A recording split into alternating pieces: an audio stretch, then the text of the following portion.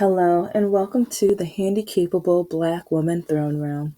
My view of humanity is a whole new tea.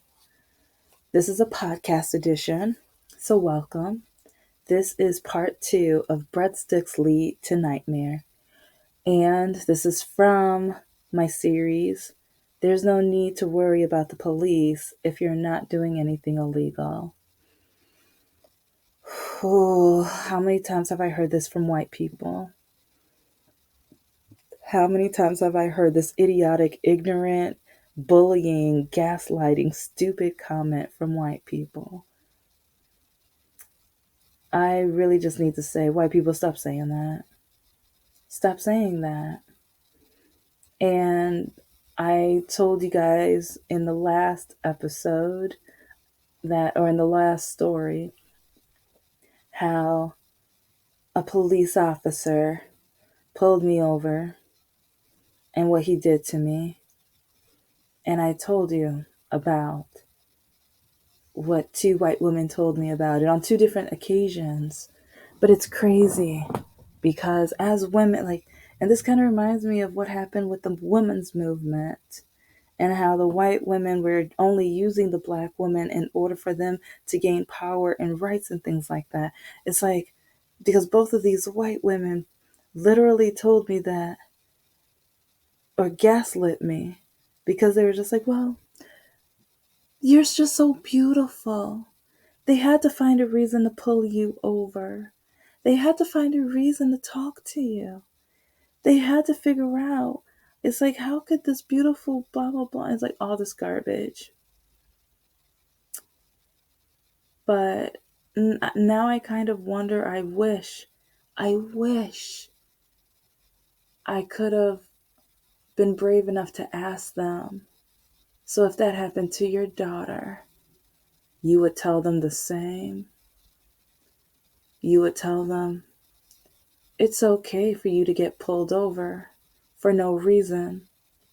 It's okay for a police officer to pull you over and lie about why he pulled you over, and then he puts his hands on you in a way that is inappropriate. It's okay for a police officer to pull you over and call you the N-word and degrade you and stuff. It's like maybe he just thought you were so beautiful and maybe he just didn't know what words, or maybe it was just late at night, or it's just like, okay, just be quiet, stop. It's like I tell you something horrific, something awful that's happened to me, and then you turn around and blame me, or you say it's because I'm too beautiful. I shouldn't drive around as pretty. It's like I should expect that with how I look and how a lot of the white police officers, they normally don't get approached by black women. So maybe they just felt like, okay, let me see how I can stop her. If that happened to your daughter, what would you say if I told you that exact same thing? So that's why I'm doing this series, because I'm tired of Caucasians, white people, saying this garbage. And then when Black Lives Matter came out, oh, they're being racist. I'm like, no, you don't want to hear our stories. And when we do tell our stories, you want to turn it around and gaslight us. You want to turn it around and blame us and make us feel awful and dumb, or make us feel like, oh, no, I shouldn't wear any makeup when I drive. I shouldn't try to look nice. I shouldn't try to I should be as unpresentable as possible just to make sure I don't get pulled over by the police. I didn't even wear makeup in the last story either, so he hadn't so anyway. This is part 2, which was about a date night. And I guess I am so happy and blessed that we didn't get pulled over, because I'm about to do part 2 of the Breadsticks Lead to Nightmare. Because I know in part 1, you might wonder, what does this have to do about the police? Well, Well, I'm gonna back it up a little bit because I was trying to speed through, but I was like, no, I'm gonna take my time. I'm gonna take my time. So, back at the restaurant, I kept wondering, why is Michael leaving? Like, why does Michael keep leaving the table? Why does Mr. Lockakey keep leaving the table? It didn't make any sense to me. Because, okay, gotta go to the restroom. Yes, you are a smoker. But dang, if you're smoking at this point, you're like basically you're a nonstop like factory tunnel because he's puffing out toxins. Like, come on now, stop it. No, you say it's date night, but hardly at the table, hardly at the like. And I told you in the last episode how I ended up meeting some great people. So, turning lemons into lemonade, which, yeah, I think it was a strawberry lemonade at that restaurant. It was either, yeah, I think it was too. So, ironically. But when he came to the table, finally near the end, when he was scarfing down half of his food, I'm asking him, what's going on? Why do you keep leaving the table? It's like, did you meet some, like, and I just meant like, it sometimes like smokers they meet each other at a location like, oh, you're cool, yeah, let's talk. So it's like part of me just kind of, it's like he's cheated on me, but I didn't think that this night, especially after everything I've done for him recently around that time. So it's like, because let's just say, watch other episodes about Mr. Lockakey. I've mentioned how we got ended up in the relationship, how he trapped me into the relationship, literally trapping me. Well, okay, not literally, like figuratively, but literally in a verbal way. And how he was on probation, but I didn't know he was on probation until the taco party. And how I wanted nothing to do with him, but he's very good with getting his way in very manipulative ways, vindictive, evil, vile, corrupt, lot like just, and he's really good. Well, he's really good at lying, but he's really bad at lying at the same time because, like I said, he's addicted to special candy. That's why he kept getting on parole. Yeah. And so, um, with this special candy, while dating him, I started noticing patterns. I started noticing habits that he does. And even with his grandmother, whenever she would offer me like juice or whatever, and we would watch murder mysteries, we would compare notes. It was really sad. We compared notes of which signs we saw and how we knew that he was no longer off of special candy, how he was eating it again. And so, or partaking of it again.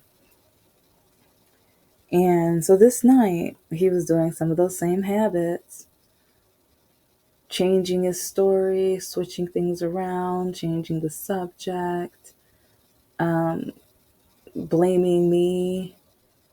Oh, well, when I walked in, I saw you talking to this family and this little girl, and it just looked like you were having so much fun without me. It looked like you're better off not with me. It looks like, oh, maybe I'm just not good enough. It's like Miss Educated, Miss like thinks she's gonna save the world, Miss she wants to be an author, and it's just like, okay, um, yeah, when he goes that overboard, yeah, yeah. I'm like, yep, you're on special candy again. All right, yeah. But I want to finish my meal. I just want to get back to the house because I just need to get out the house. Yeah, I just want to get back in the house. Oh, I know, kind of away from him. So, We get into the car and drive. It's like, and it's my car.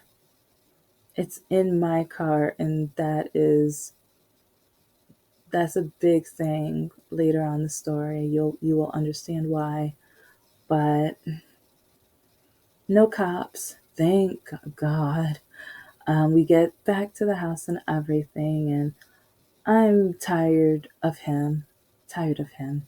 I saw some energy, so I'm like, you know what? I'm probably gonna watch some cartoons, maybe study a little. I don't know, but I don't want to be near him.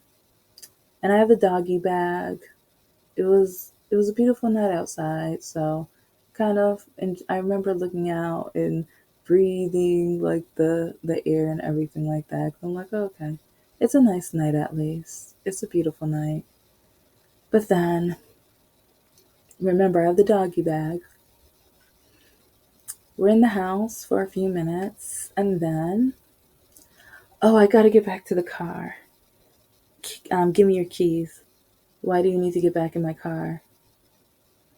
Yeah, cause that's another thing. Like he knew I'm smart, but he hated that I was smart, and I've realized that with a lot of men. Which now I'm gonna have to add that to another episode.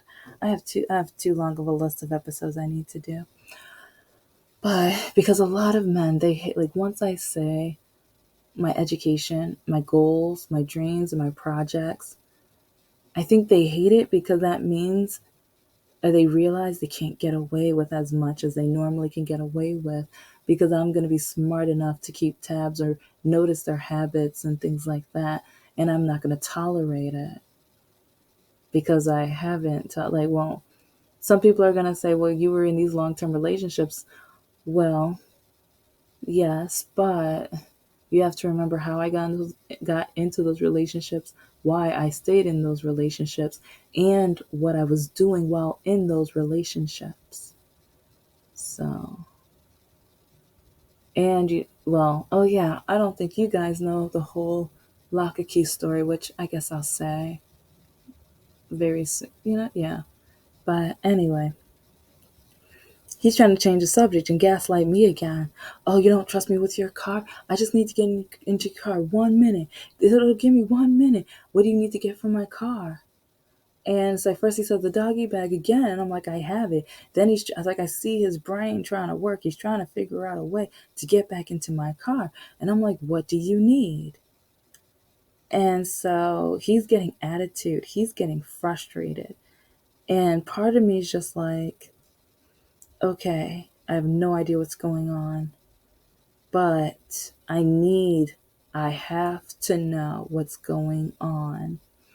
So, and I know if I don't do it now, and even if I try to hide my keys, he will tear up that house until he finds my car keys so he can do whatever he's trying to do right now.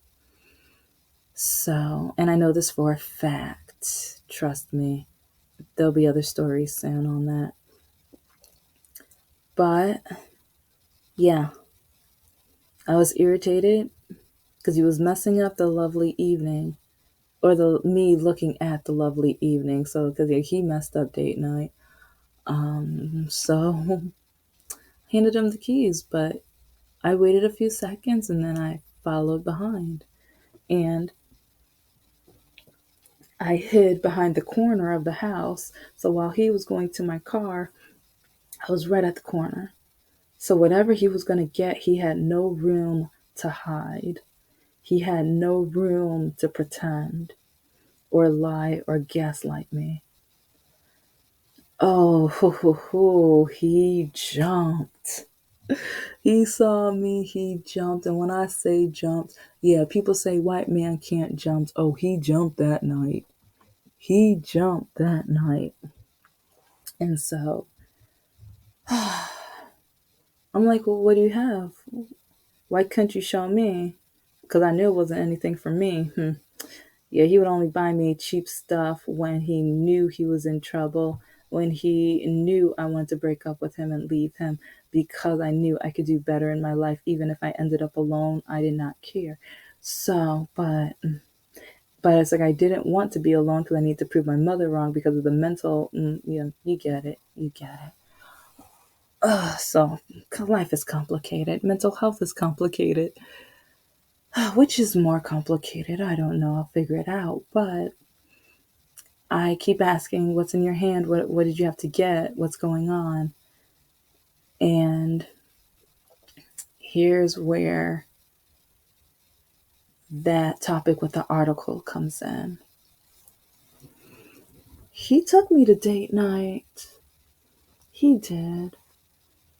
But the only date he was concerned about was with his special candy dealer that told him he was going to be there that night. Yeah, my life, my dating nightmare life. Men keep just proving, like, 'cause sometimes, like, there's one YouTuber who claims that women are liability, and it's like, what in the world do you think you men are of? Like, because remember, I got the screenshots. I've shown you plenty of episodes, and I have so many more to go, and I have so many stories to share because men keep trying to blame women, and a lot of men try to say women are crazy, women are mean, women are awful.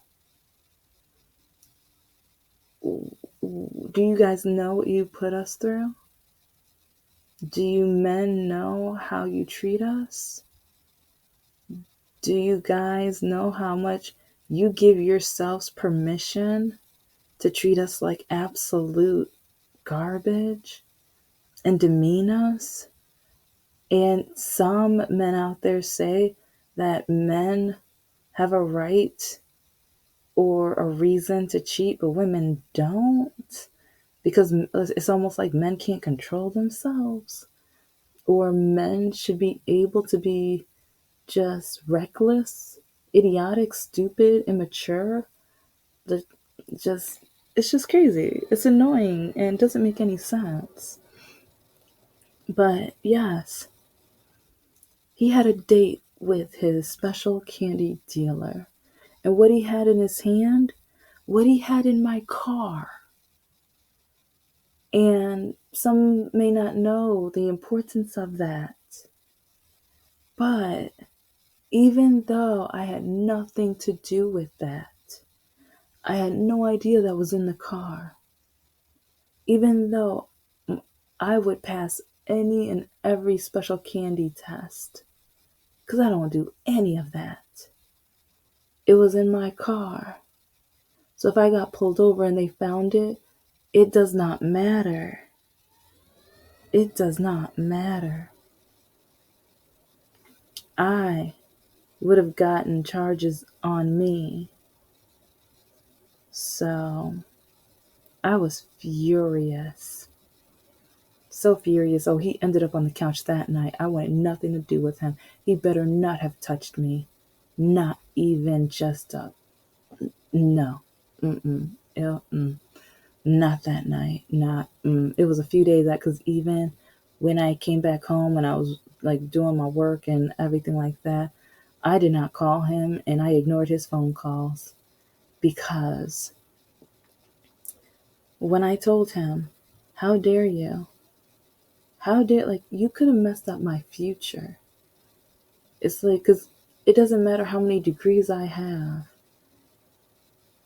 When you have to fill out the form, have you ever been convicted or if you ever have been to jail or anything like that, you could have cost me my career, my future career, whatever.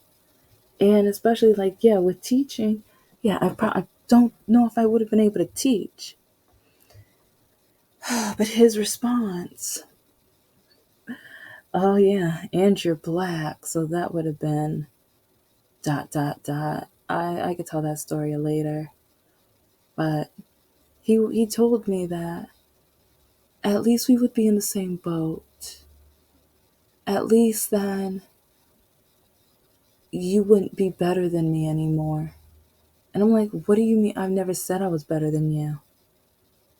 Yeah, but you've done all this stuff. You wrote your books. You have your degrees, you volunteer, because yeah, I've offered him to volunteer with me, but yeah, one of the places he couldn't because of his probation and stuff like that. But then there was another, it was a food pantry, whatever, and I remember he was just like, why do I want to help these people? They're probably lazy and stuff anyway. Even though, yeah, let's just say he was lazier than any of those people in that, like, so, because they're not like a lot of people automatically judge people who are either homeless, without a job, or disability, or anybody who needs help from the government as lazy. No, our minimum wage needs to increase greatly. The salaries need to increase greatly. I just found out from watching the news that the housing market has increased 300%.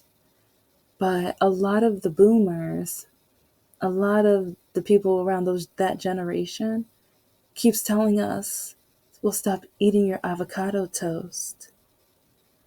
That avocado toast better be plated in gold. 300%.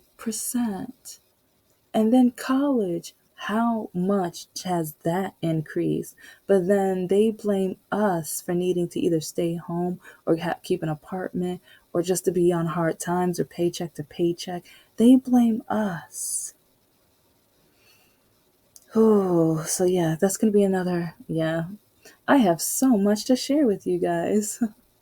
So, anyway, he is literally blaming me and literally telling me that if we got pulled over, at least that would make him feel like we had a better connection, or we would be more compatible, or I would be closer to his level, because he would literally drag me down to his level forcibly without my consent or any knowledge or any like thing like that. And he did not care.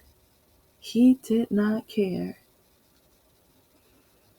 But a lot of these men want to blame women. A lot of these men want to blame women. And yeah, sometimes the women are awful, trust me, but yeah, for right now, I only date men, so I only know the men part. I've witnessed some women being awful to men, but I've lived, I've lived it with them, it's men, so that's the experience I'm expressing. Oh, so anyway, yeah, he slept on that couch and I was irritated because I'm just like, so you lie and tell me you love me, but you don't care if you mess up my future. Oh, I wouldn't have messed up your future. You would have just had to figure out something else to do. You're really smart. You're creative. You would have figured something else out. So instead of supporting me, helping me, encouraging me, you have no problem being the reason why I would have to figure out something else. As long as it's because you dragged me down to your level so that you can feel important. So, anyways, yeah, like I said, that'll be another discussion for another night because at first I had the energy, but I ended up like he keeps like gaslighting me while groveling, while like throwing so much love poison on me, and but then degrading me or blaming me for it, and blaming me for his addiction. Well, you get me so emotional sometimes, and sometimes I feel so awful, or I feel like I will never be good enough for you, and so next thing, this makes me happy, this makes me feel, and it's just like, oh, shut up, be good, just shut up. It's like you're older than me and you're still immature. You're as immature as a teenager. It's like you can't be this idiotic. So to his wife, Jennifer, yeah, it's like she blames me for never introducing him to my parents. And so I'll do a full episode about Jennifer lock a key because she called me the N word and everything, blamed me for everything because he lied to her. He lied and told her stories and things to the point where I'm just like, I never invited him to my parents' house because he couldn't get off special candy, and he bragged that he was going to steal stuff from my parents' house. So, like I said, it's a long story. But, okay. I know the next morning, I was just like, I felt awful because I'm just like, I can't believe I'm with this imbecile, this idiot, this just disgusting human being. And I can't believe he trapped me into this relationship and I need to get out. I've been wanting to get out. I try to get out sometimes, but then the toxicity at my house, it was so complicated. Like sometimes I'm like, well, at least when he's asleep or he's not at home, I can study and focus on my homework. That's really sad. It's really sad. But anyway, so I wake up the next morning and I'm like, okay, I need to focus. I'm going to finish my master's. So I'm studying for my test and I'm hungry, but I'm like, no, I'm going to study, take my test, whatever. And then I'll go out and grab some food. Maybe I'll just find somewhere else to chill until later that night. And next thing I know, I hear the door open and he brings down breakfast or whatever, and I'm still furious and I did not want to eat it. But then it's like my stomach's growling and I'm like, if I don't eat it, then it's like, because yeah, I don't do good without food, especially because I'm already awful at tests. So I end up or whatever. So, but he knew to go right back upstairs and just leave me alone. So, but sometimes when I tell people this story, well, you didn't get run over or you didn't get pulled over by the police. So why are you worried? Why are you talking about this? Why does it matter? Well, it matters because that could have ruined my future. It matters because some white man had no emotion, feeling, empathy, or anything like that for my future. He would have ruined my future and not even flinch at all. But I'll talk about this later. I'm near the end of this episode, but okay, guys. Please like, comment, subscribe about either your dating nightmares or what would you have done in my situation or with Michael and Jennifer Lockakey. What would you tell them right now today? Because, yeah, they he had no problem with his wife calling me the N word when I was just trying to get my money back. I'm going to tell that story real soon. But you guys have a wonderful, beautiful day and know that you're wonderful, amazing. Do not quit your goals. Don't keep going. Know your value, know your worth, and don't let any of these people out here, either if you're dating them or if they're the parents or whatever, don't let them tell you who you are. You are who you want to be. Anyways, I am a woman, I am of color, and I am handy capable. Don't forget to check out my Etsy store and my books on Amazon. Bye, guys.